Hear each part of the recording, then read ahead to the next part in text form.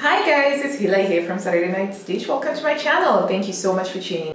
So I'm doing a video called MeMadeMay lessons and I was tagged by CrystalSewsandStuff, so thank you so much for tagging me.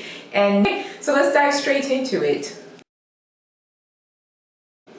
So to be honest with you, I didn't even really think about whether I should join or not. I just sort of assumed that I would. I took it as a given, and that's because I've been participating in MeMadeMay since 2015, and I've really come a long way. So this particular year I actually had an extra bit that I added to my pledge, which was inspired by an article I read by Simon Doonan about how to be a fashion eccentric.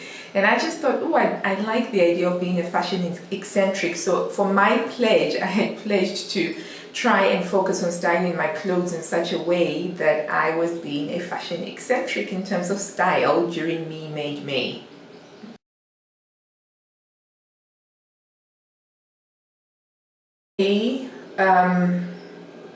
If I didn't include my underwear, bra, and socks, I'd probably say it's something like 95% is MeMade items. So quite a huge. I mostly wear MeMade garments anyway.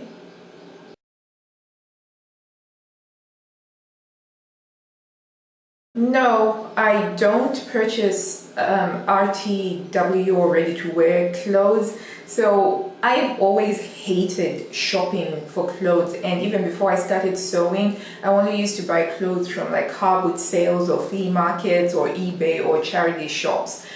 So sewing was just a natural extension to how I had already sourced my clothes before, except for sewing is a lot more expensive than buying secondhand clothes.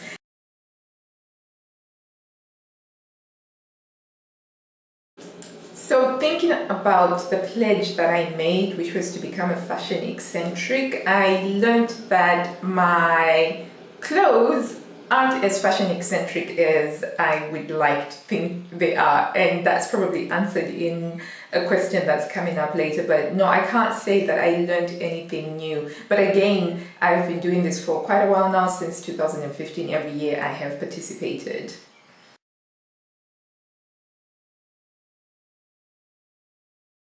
The biggest challenge I face with doing MeMadeMay is when I lose my photo mojo. So I think on average I can probably go about 4 or 5 days posting a picture, but beyond that I sort of get a bit meh and I'm not bothered. So it's sort of maintaining that mojo, that ability to take daily outfit of the day pictures.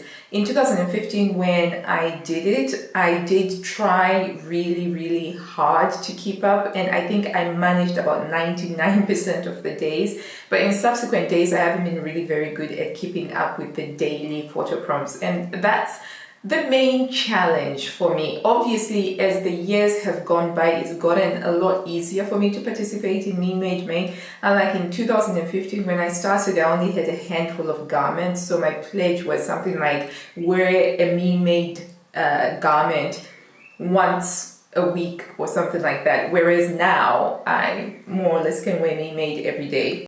The other challenge that I had this particular year was that obviously I was training for my very first triathlon, which was on the 8th of June, and that was when it was leading up to my peak performance practice for the triathlon. And my head was really so much focused on the triathlon that I didn't feel like I had enough extra mental real estate to allocate towards trying to think up of creative ways of putting my outfits together and be a fashion eccentric. So in the end, I just didn't bother with trying to meet that specific criteria of being a fashion eccentric, and I just continue to do what I always do, which is just wear my MeMade garments every single day.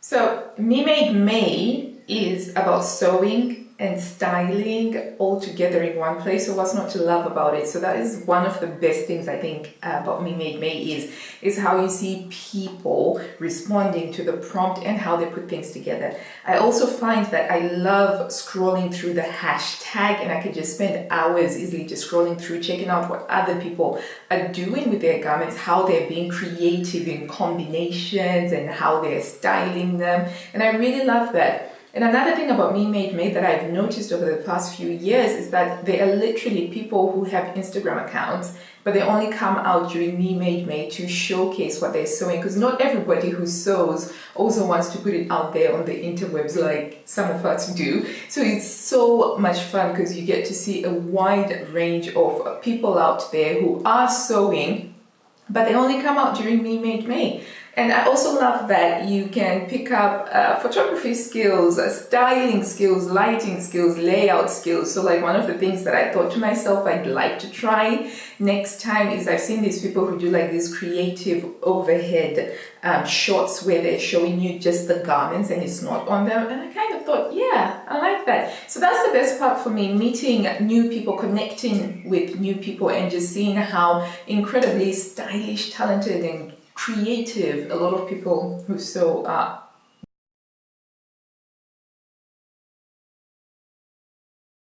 So will I be participating in MeMadeMay again? Okay, so there's two aspects to that question for me.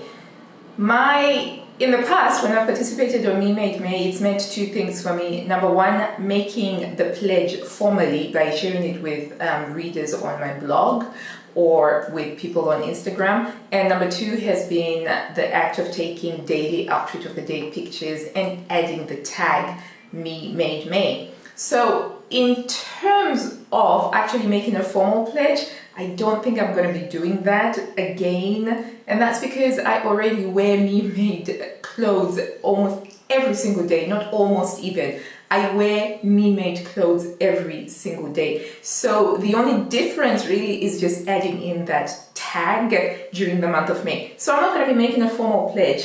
However, I will participate in the sense that I will add the tag during the month of May, and I'll continue to scroll through looking at the feed, the hashtag MeMadeMay feed, and just getting to see all of these wonderful creations and wonderful combinations and stylistic styles of people.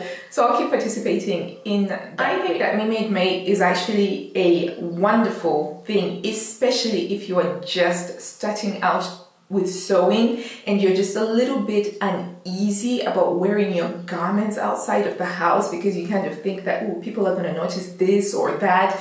And MeMadeMay is a really great impetus to make you sort of like go and wear your clothes outside, you know, wear them to work. And I certainly remember when I started doing MeMadeMay in 2015, I was absolutely nervous. I was so like, oh my gosh, I'm gonna go out, I'm gonna go to work. Because one of the things that I tried to do was to push myself to wear a MeMade dress to a meeting at work. And I just remember thinking, oh my gosh, oh my gosh, oh my gosh.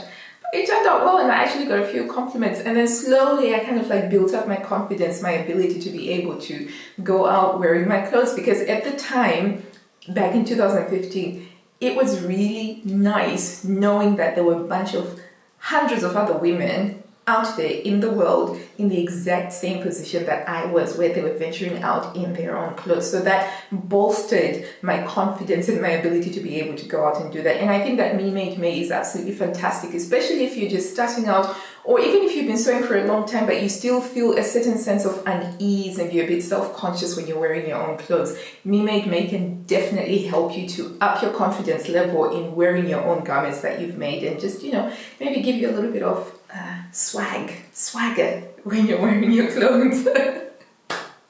So, okay, thank you so much for watching. If you've stayed this long, then thank you so much. You rock, you're a superstar. I hope you enjoyed the video. If you did, then please give it a big thumbs up down below. And if you haven't already, then please do subscribe for new sewing related videos every week. I put out a video once a week.